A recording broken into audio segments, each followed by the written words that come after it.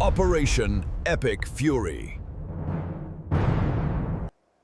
Right now, the world's most critical oil choke point is under siege, and Iran just made the biggest miscalculation in their 48-year history of terror. The Strait of Hormuz, where 20% of the world's oil passes through every single day, is now a war zone. Iran's new leader is vowing retaliation. Missiles are flying and tankers are stopped dead in the water. And oil just ripped past $100 a barrel. But here's what the fake news media will not tell you, that the President Trump saw this coming and America's positioned to win. While Europe begs Iran for mercy, the Trump administration just sent a message that's going to change literally everything. So let me tell you exactly what this means for you and your family. Every time you fill up your gas tank, every time you pay your electric bill, and every time you buy groceries that were shipped across this country, you're feeling the effects of what happens in that 2-mile stretch of water. Iran thinks they can hold the global economy hostage. They think they can launch missiles at shipping vessels and close down the strait and bring American and our allies to their knees. And they're absolutely wrong. But make no mistake, if we had weak leadership right now, let's say if the Biden administration was still in charge, we'd be looking at $5, $6, maybe $7 a gallon for gas prices. And we'd be watching our economy crater while Iran laughs at American weakness. Instead, President Trump has unleashed American energy dominance like never before. We're producing more oil than Saudi Arabia, more than Russia, and more than any nation on earth. And now we've got Venezuela's oil coming back to us also. This isn't just about lower prices at the pump. This is about our national security. This is about whether a terrorist regime can dictate terms to the United States of America. And speaking of national security, there's a critical story developing right now that the legacy media absolutely does not want you to see. As Iran destabilizes the Middle East, the federal government just made a move that could reshape America's entire security posture. And here's the truth that they don't want you to know. Our nuclear submarines, our warheads, our next generation power grid, all of it depends on uranium. And we import almost every single pound of it from foreign nations. This is not just about energy independence anymore. This is about survival. Because a nation that can't power its own military doesn't have a military for long. And that's why smart investors are looking at domestic uranium production. And one company stands out, Atomic Minerals. They're trading as ATMMF in the US and Atomic in Canada. They're positioned right here on American soil, working to secure the uranium supply chain that our national defense absolutely depends on. And when the world realizes we can't rely on foreign uranium while fighting wars in the Middle East, companies like Atomic Minerals could become strategically critical. So do your own research. This is about America's future. Now let's get back to what's happening in the Straits of Hormuz, because the Trump administration just revealed their master plan. So here's what just dropped that changes everything. Secretary of War just confirmed the United States military has destroyed Iran's navy. And that's right, the regime that's been terrorizing shipping lanes for 4 decades just had their entire naval capability wiped out. And Stephen Miller delivered the knockout punch on television. Iran produces 2% of the world's oil. America? We're number 1. This isn't even a fair fight, guys. President Trump has positioned America to outlast Iran economically, while our military dismantles their ability to threaten global commerce. It's going to be a great day. Let's see what we got here. So from the Islander, we have, and now you're begging Iran per the Financial Times to negotiate surrender to Iran's terms for opening the Straits of Hormuz? The poor man's family when they found out that they put you on a lie. And that is because France and Italy have opened talks with Iran seeking to negotiate a deal, I guess, to get their ships safely through the Straits of Hormuz. So they're talking to a terrorist regime while they're not sending their warships to support America in our military action. They're going to negotiate with our direct enemies so their couple ships can get through the Strait of Hormuz. I mean, I don't know what happened to the old days where allies stood by each other and stopped caring about what their ships are going to be doing. We need to stand together. It's pretty sad that France would capitulate this quick, but I guess in the historical context, I mean, France kind of surrenders pretty quickly, I guess. So unable to find allies willing to confront Iran's demands head on, Europe is faltering. But as the crisis escalates, Iran's new leader vows retaliation, sending oil prices soaring and markets scrambling. From the Urbana Group, we've got Iran war escalates as new leader vows retaliation, while strikes and shipping disruptions in the Strait of Hormuz push oil above $100 a barrel and rattle global markets. So I think we've got a lot of bad things going on. That's the tweet that they had there. Let's see.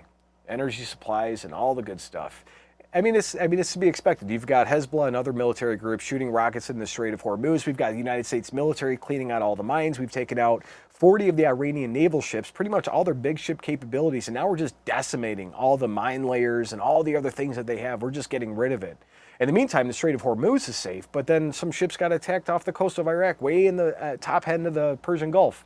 So with Iran relentlessly launching attacks, the Strait of Hormuz is in chaos. Meanwhile, voices like Stephen Miller emphasize America's unrivaled strength under President Trump. From Kill 3 News, we've got Iran has continued to launch widespread daily missiles and drone attacks on Israel and neighboring Gulf states and has effectively closed the Straits of Hormuz. Hopefully we get a little bit quicker on that. I know we got some ships in there that's keeping it open, but the insurance companies don't want to let the ships through, and that's the big thing. So President Trump, being the incredible genius that he is, we set up our own insurance agency here inside the United States to give those ships the proper amount of coverage and a military escort to get through the world's most dangerous ports. So amidst Iran's aggressive maneuver, Stephen Miller assures us of U.S. resilience, but when U.S. and the American military strategy reveal about a resolve, rapid response takes us inside the Pentagon's latest plans. So we've got we have the Stephen Miller video here. Let's check it out. Very clear. The United States, not Iran, has the staying power. Why? Iran produces 2% of the world's oil. America, under President Trump, is the #1 producer of oil and fossil fuel. More than Saudi Arabia, more than Russia, more than any other nation in the world, and now we're partnered with Venezuela.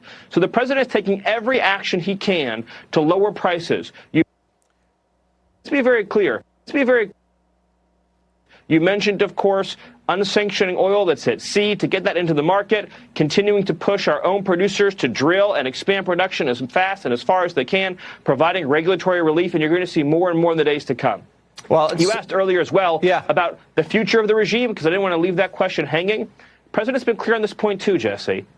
The people of Iran have an opportunity, if they choose to take it, their last best chance to claim control of the future. But whatever choice they make, President Trump has been abundantly straightforward in saying the United States will pursue and achieve its military objective. I think that's a critical point that the whole world's missing right now. We are literally clearing the field for the Iranian citizens to take their country back. President Trump, on day one of Operation Epic Fury, told everybody hang out inside while we get rid of these crazy terrorist extremists that they have. Like certain words I can't say on here. And he said, you guys wait inside, wait for us to do the work, and then go back out and retake your country, allowing them to have the freedom. And that's what many of the people, when they sign up for the military, is to help push freedom to the rest of the world. We're literally delivering it for people that women can't even drive, let alone read in that country. That's what the left doesn't get. They want to sit here and say Hezbollah and Iran and Palestine, all these places are free countries. Half the people can't even go there and do what they normally do in their lives without getting risk of going to jail. While a strategic push to the Straits control, we're seeing clear military objectives take shape. But as Kevin O'Leary suggests, the economic impact is profound and the stakes are higher than ever. Let's get in to see what Secretary of War Pete Hegseth said. This is not a strait we're not going to allow to remain contested with the lack of flow of commercial goods. Let's see what Secretary of War had to say. I emphasize what the chairman said about that. The only thing prohibiting transit in the Straits right now is Iran shooting at shipping. It is open for transit should Iran not do that. Now, there's a reason why we chose as one of our primary objectives destroy the Navy.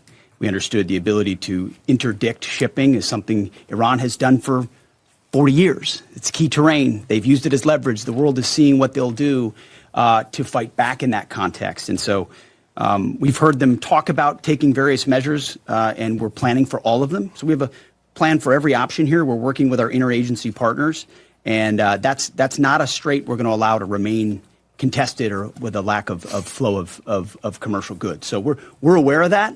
We're laser focused on our military objectives, but also want to make sure our partners across this government understand we're working with you to make sure that energy flows, and that's an important part.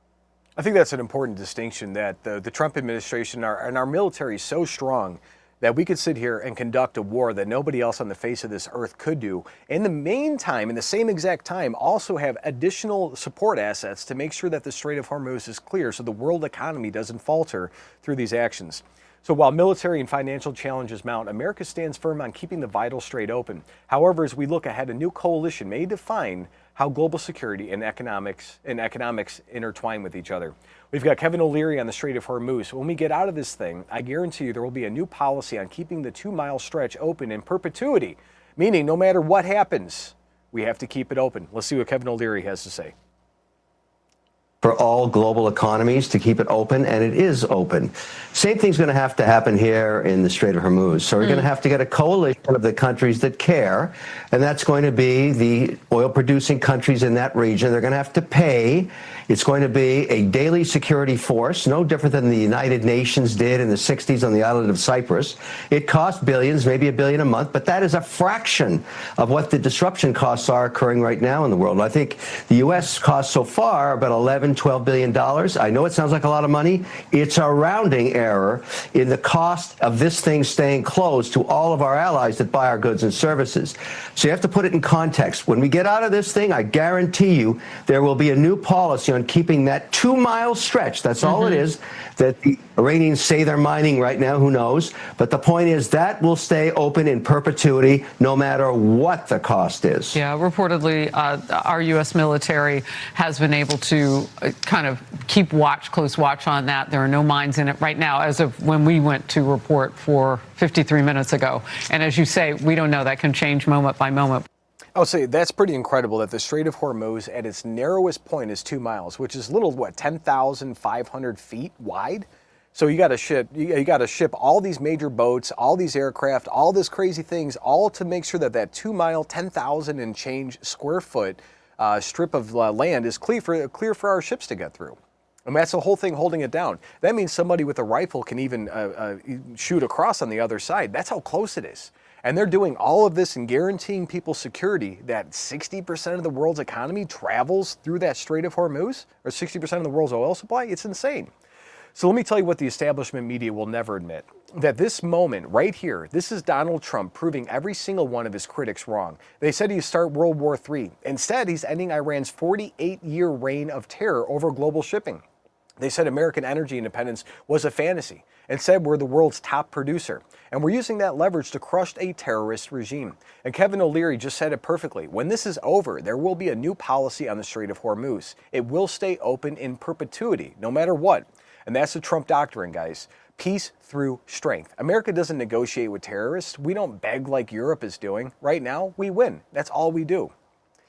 So, Patriots, what you're witnessing is American leadership at its absolute finest. While France and Italy grovel at Iran's feet, begging for access to shipping lanes, President Trump is systematically dismantling their military capability and leveraging American energy dominance. All of this to ensure that they can never threaten the global economy again. This is what America First looks like in action. This is why elections matter. This is why we fought so hard to put Donald Trump back in the White House. Now, I want to hear from you in the comments. Do you guys support President Trump's handling of the Iranian crisis? I want to know yes or no. Drop your answer below, and while you're at it, smash that subscribe button and ring the notification bell so you never miss our breaking coverage. And hey, don't forget to show your support for America First. Check out our Next News merch shop at shop.nextnewsnetwork.com. Share this video with every patriot you know. They need to see what real leadership looks like. Again, I'm Tom McCullough. Stay informed and stay free. The system controls information. Information control is power. They don't want you to see this. The truth only survives together. They don't want this shared. Share this now.